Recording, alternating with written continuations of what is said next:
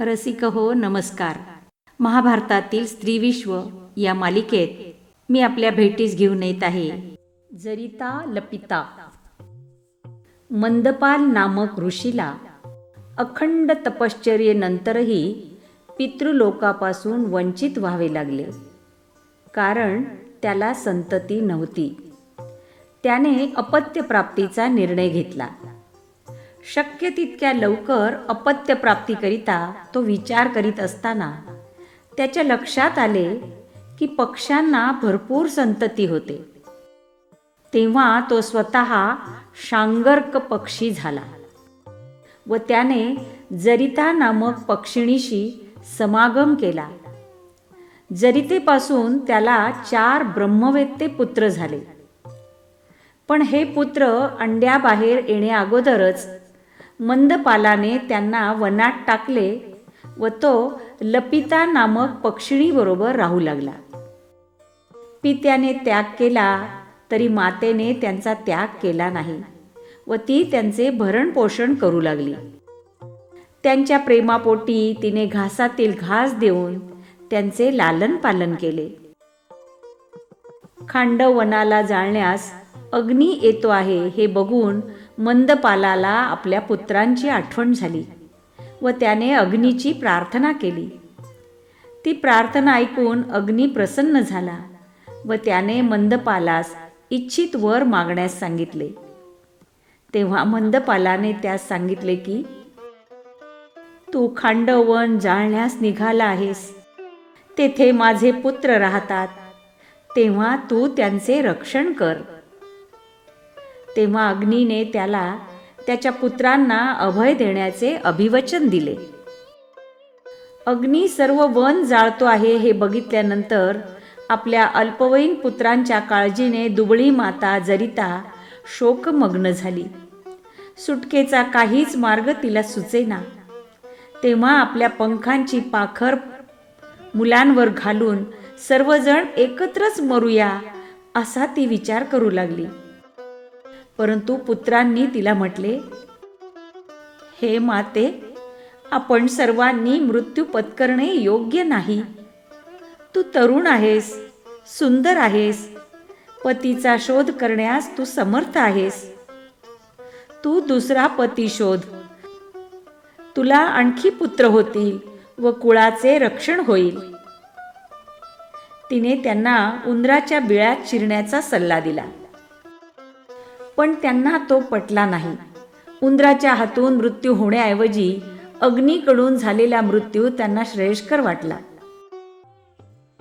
मुलांच्या सांगण्याप्रमाणे जरिता त्वरेने सुरक्षित स्थळी निघून गेली.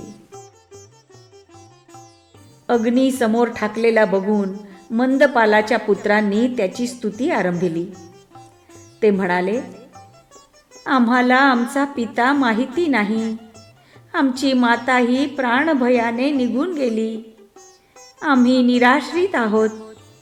तूच आमची माता आणि तूच आमचा पिता. त्यांचे बोलणे ऐकून अग्नी प्रसन्न झाला व त्याला मंदपालाला दिलेले वचन आठवले. आपल्या वचनपूर्तीकरता त्याने मंदपालाच्या पुत्रांवर कृपा केली व ते आगीच्या भक्षस्थानी पडण्यापासून वाचले. इकडे मंदपाल आपल्या पुत्रांची काळजी करू लागला. जरिता त्यांचे संरक्षण करण्यास असमर्थ आहे याची जाणीव असल्यामुळे त्याला तिचीही काळजी वाटू लागली. तिची दुःखाने काय अवस्था झाली असेल याचीही त्याला खंत वाटू लागली. आपल्यासारखा समर्थ पिता लाभूनही ती चिमणी बाळं होरपळून मरतील या कल्पनेनं त्याचा थरकाप झाला व तो अत्यंत अस्वस्थ चित्त झाला. ज्या अपत्यप्राप्तीकरिता त्याने हा खटाटोप आरंभिला होता ते अपत्येच मृत्युमुखी पडणार म्हणून तो विलाप करू लागला. त्याचा विलाप बघून लपिता त्याला दूषणे देऊ लागली.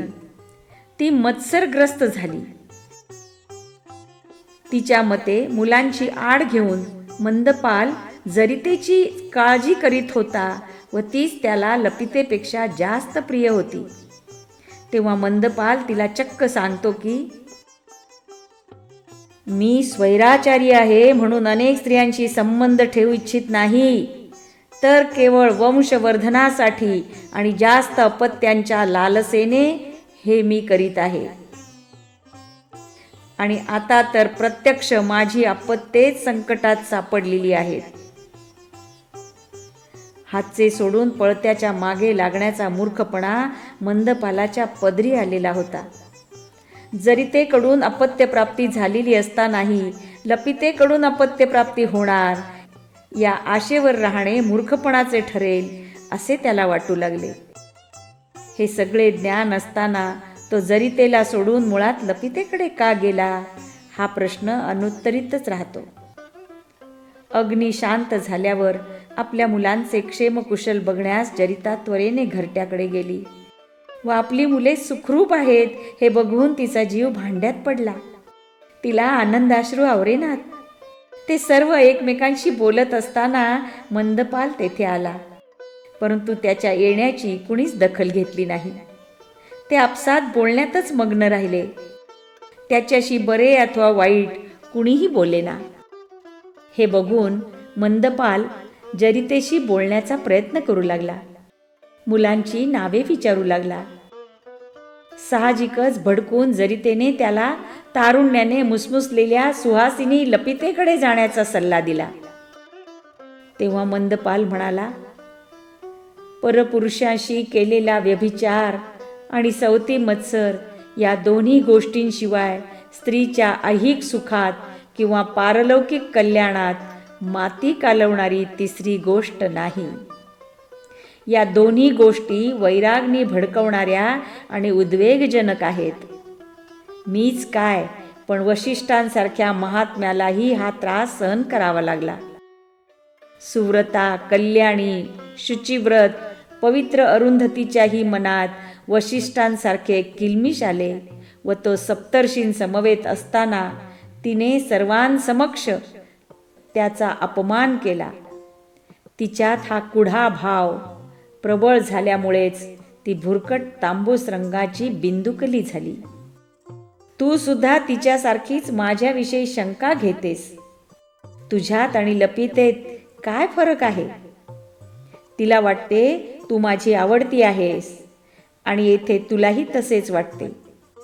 खरे म्हणजे ही माझी भार्या आहे असे समजून पुरुषाने कधीही स्त्रीवर विश्वास ठेवू नये. स्त्रीला एकदा पुत्र झाला म्हणजे पतीची शुश्रूषा करण्याचा विचारही तिच्या मनात येत नाही. गोष्टी या थराला आल्यानंतर मंदपालाचे सर्व पुत्र त्याची मनापासून सेवा करू लागले आणि मंदपालही त्यांना सुख देण्याकरता झटू लागला. सर्वांची समजूत घालून मंदपाल जरितेला व मुलांना घेऊन खांडववन सोडून दूर देशात निघून गेला. मंदपालाच्या कांगावेखोरपणाचे आश्चर्य वाटण्यासारखे काहीच नाही, पण त्याने केलेले एक विधान मात्र विचारणीय आहे. ते म्हणजे अपत्य झाल्यावर स्त्री त्याच्या लालन पालनात अशी गळते की तिला नवऱ्याकडे लक्ष देण्यास फारसा वेळ मिळतच नाही. महाभारतातील स्त्री विश्व. लेखिका डॉक्टर नीलिमा निशाणदार. सतारवादन उमा निशाणदार आणि वाचक स्वर होता ॲडव्होकेट प्रेरणा देशपांडे. मित्रांनो, असेच नवनवीन व्हिडिओ ऐकण्यासाठी बघण्यासाठी आपण माझ्या नवप्रेरणा एंटरटेनमेंट या यूट्यूब चॅनलला सबस्क्राईब करा, लाईक करा आणि शेअर करा.